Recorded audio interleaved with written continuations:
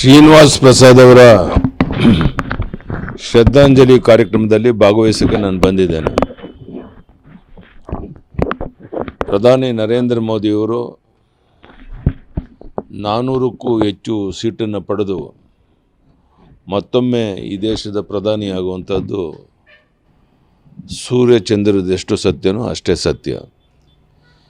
ಈಗಾಗಲೇ ಮುಂದೇನೇನು ಕಾರ್ಯಕ್ರಮ ಮಾಡಬೇಕು ಅನ್ನೋದ್ರ ಬಗ್ಗೆ ಈಗಾಗಲೇ ಪ್ರಧಾನಿ ನರೇಂದ್ರ ಮೋದಿಯವರು ತಮ್ಮದೇ ಆದಂಥ ಒಂದು ಚಿಂತನೆಗಳು ಪ್ರಾರಂಭ ಆಗಿರುವಂಥದ್ದು ಕೂಡ ನಮ್ಮ ನರೇಂದ್ರ ಮೋದಿಯವರ ಮುಂದಾಲೋಚನೆಗೆ ವಿಶೇಷ ಒಂದು ಕಾರಣ. ಇವತ್ತು ಕರ್ನಾಟಕದಲ್ಲಿ ನನ್ನ ಪ್ರಕಾರ 28ರಲ್ಲಿ ಕನಿಷ್ಠ 24-25 ಸೀಟ್ ಗೆಲ್ತೇವೆ ಅಂತ ಅವತ್ತಿಂದ ಹೇಳ್ತಾ ಇದ್ದೇನೆ. ಇವತ್ತು ನಿಮ್ಗೆ ಹೇಳ್ತಾ ಇದ್ದೇನೆ, 100ಕ್ಕೆ 100 ಅದರಲ್ಲಿ ಯಶಸ್ವಿ ಆಗ್ತೇವೆ ಅನ್ನೋಂಥ ವಿಶ್ವಾಸ ನನಗಿದೆ. ಇದರಲ್ಲಿ ಯಾವುದೇ ಅನುಮಾನ ಇಲ್ಲ.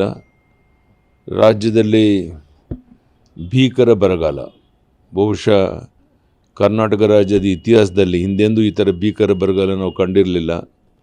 ಕೆರೆಕಟ್ಟೆಗಳು ಬತ್ತಿ ಹೋಗಿದ್ದಾವೆ. ಒಂದು ಕಡೆ ಒಂದು ಬಿತ್ತನೆ ಕೆಲಸ ಪ್ರಾರಂಭ ಆಗಿಲ್ಲ, ಭೂಮಿನೂ ಸಿದ್ಧತೆ ಆಗಿಲ್ಲ. ಈ ರೀತಿಯ ಭೀಕರ ಬರಗಾಲ ಇವತ್ತು ನಮ್ಮ ತಿಂತಾ ಇದೆ. ಇದೆಲ್ಲಕ್ಕೂ ಸರ್ಕಾರ ಸೂಕ್ತವಾದ ಕ್ರಮವನ್ನು ತಗೊಂಡು ರೈತರ ಸಾಲ ಮನ್ನಾ ಮಾಡಿ ರೈತರ ನೆರವಿಗೆ ಬರಬೇಕು ಅಂಥೇಳಿ ನಾನು ಸರ್ಕಾರವನ್ನು ಈ ಸಂದರ್ಭದಲ್ಲಿ ಒತ್ತಾಯ ಮಾಡ್ತೇನೆ. ಸರ್, 20 ಸ್ಥಾನ ಗೆಲ್ತೀವಿ ಅಂತ ಕಾಂಗ್ರೆಸ್ನವರು ಹೇಳ್ತಾ ಇದ್ದಾರೆ ಸರ್, ಗ್ಯಾರಂಟಿ ವರ್ಕ್ ಆಗಿಲ್ಲ. ಅಲ್ಲಣ್ಣ, ನಾನು ಹೇಳೋವಂಥದ್ದು ಕಾಂಗ್ರೆಸ್ನವ್ರು ಏನು ಹೇಳ್ತಾರೆ ಅನ್ನೋದ್ರ ಬಗ್ಗೆ ನಾನು ತಲೆ ಕೆಡಿಸ್ಕೊಂಡಿಲ್ಲ. ಇವತ್ತು ರಾಜ್ಯದ ಜನ ನೋಡುವಂಥದ್ದು ಮೋದಿಯವ್ರನ್ನ, ಮುಂದಿನ ಪ್ರಧಾನಿ ಯಾರು ಅಂತ. ಈಗ ಕಾಂಗ್ರೆಸ್ನಲ್ಲಿ ಮುಂದಿನ ಪ್ರಧಾನಿ ಯೋಗ್ಯತೆ ಇರುವಂಥ ಯಾರಿದ್ದಾರೆ? ಇದು ಜನರ ಮುಂದೆ ಇರುವಂಥ ಪ್ರಶ್ನೆ.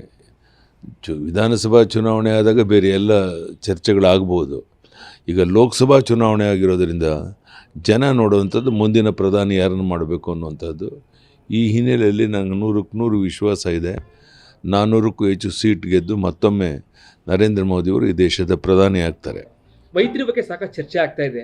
ಪ್ರಜ್ವಲ್ ರೇವಣ್ಣ ವಿಚಾರ ಆದ ನಂತರದಲ್ಲಿ ಮೈತ್ರಿ ಕಡಿತಗೊಳಿಸ್ತಾರೆ. ಹಾಗೆ ಯಾವುದೇ ರೀತಿ ಯಾವುದೇ ಕಾರಣಕ್ಕೂ JDS BJP ಜೊತೆ ಇರುವಂಥ ಹೊಂದಾಣಿಕೆ ಮೈತ್ರಿ ಅದಕ್ಕೇನು ಭಂಗ ಆಗೋದಿಲ್ಲ. ಅದಕ್ಕೂ ಇದಕ್ಕೂ ಸಂಬಂಧ ಇಲ್ಲ.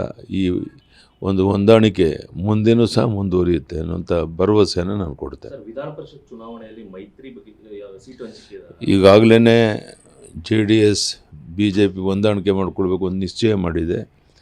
ಅವ್ರಿಗೆ 2 ಸೀಟ್ ಕೊಟ್ಟು ನಾವು 4 ಸೀಟ್ ಇಟ್ಕೋಬೇಕು ಅಂತ ಚರ್ಚೆ ಆಗಿದೆ. ಇವತ್ತು ಯಾರು ನಮ್ಮ ಅಭ್ಯರ್ಥಿಗಳು ಅನ್ನೋದನ್ನು ಬಹುಶಃ ಸಾಯಂಕಾಲದ ಒಳಗಾಗಿ ನಮ್ಮ ನಡ್ಡಾ ಅವರು ಡೆಲ್ಲಿನಲ್ಲಿ ಘೋಷಣೆ ಮಾಡ್ಬೋದು ಅನ್ನೋ ವಿಶ್ವಾಸ. ನೋಡಬೇಕು, ಒಟ್ಟಿನಲ್ಲಿ 2 ಸೀಟ್ ಕೊಡಬೇಕು ಅಂತ ನಿರ್ಧಾರ ಆಗಿದೆ. ಸರ್, ಪೆನ್ ಡ್ರೈವ್ ಪ್ರಕರಣದಲ್ಲಿ ರಾಜಕಾರಣ ಮಾಡ್ತಾ ಇದ್ದಾರೆ ಕಾಂಗ್ರೆಸ್, JDS ಪದೇ ಪದೇ ಆರೋಪ ಮಾಡ್ತಾರೆ ಪೆನ್ ಡ್ರೈವ್ ಪ್ರಕರಣದಲ್ಲಿ. ಸರ್, ಅಂದರೆ ನಾನು ಅದೆಲ್ಲ ಎಲ್ರಿಗೂ ಗೊತ್ತಿರುವಂಥ ಚರ್ಚೆ, ನಾನು ಮತ್ತೆ ಅದನ್ನು ಪ್ರಸ್ತಾಪ ಮಾಡೋಕ್ಕೆ ಹೋಗೋದಿಲ್ಲ. ನೋಡಿ, ಯಾಕಂದರೆ ಸಿದ್ದರಾಮಯ್ಯವರು CBIಗೆ ಕೊಡೋದಿಲ್ಲ, ನಾವೇ ನಮ್ಮ ಪೊಲೀಸವರೇ ಇದೆಲ್ಲ ಇನ್ವೆಸ್ಟಿಗೇಷನ್ ಮಾಡ್ತಾರೆ ಅಂತ ಹೇಳ್ತಾ ಇದ್ದಾರೆ. ಅದು ಮುಖ್ಯಮಂತ್ರಿಗಳ ಅಭಿಪ್ರಾಯ. ನಮ್ಮ ಅಭಿಪ್ರಾಯ ಪಾರದರ್ಶಕವಾಗಿ ನಡೀಬೇಕು ಅಂತಿದ್ರೆ CBIಗೆ ಕೊಡಬೇಕು ಅನ್ನುವಂಥದ್ದು. ನೋಡೋಣ ಏನು ಮಾಡ್ತಾರೆ. ಧನ್ಯವಾದ, ನಮಸ್ಕಾರ. ಸರ್, ಯಾಕಂದ್ರೆ ಅವರು ಈ ಹಿಂದೆ ಹೇಳ್ತಾರೆ CBI ಕೊಟ್ಟಂತ ಪ್ರಕರಣಗಳು ಎಲ್ಲವೂ ಕೂಡ ಯಾವುದಕ್ಕೂ ಕೂಡ ಯಾರಿಗೂ ಕೂಡ ಶಿಕ್ಷೆ. ನಾನು ಯಾವುದ್ರ ಬಗ್ಗೆನೂ ಚರ್ಚೆ ಮಾಡೋಲ್ಲ ರೀ.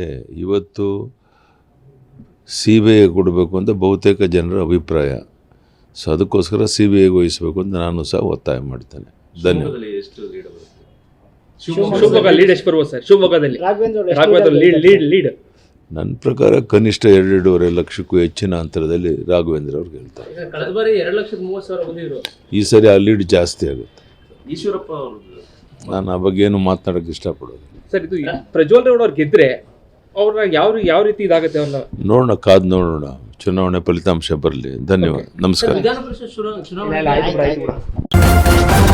ನ್ಯೂಸ್ ಫಸ್ಟ್, ನಿರ್ಭೀತಿಯಿಂದ ನಿಮ್ಮ ಪರವಾಗಿ.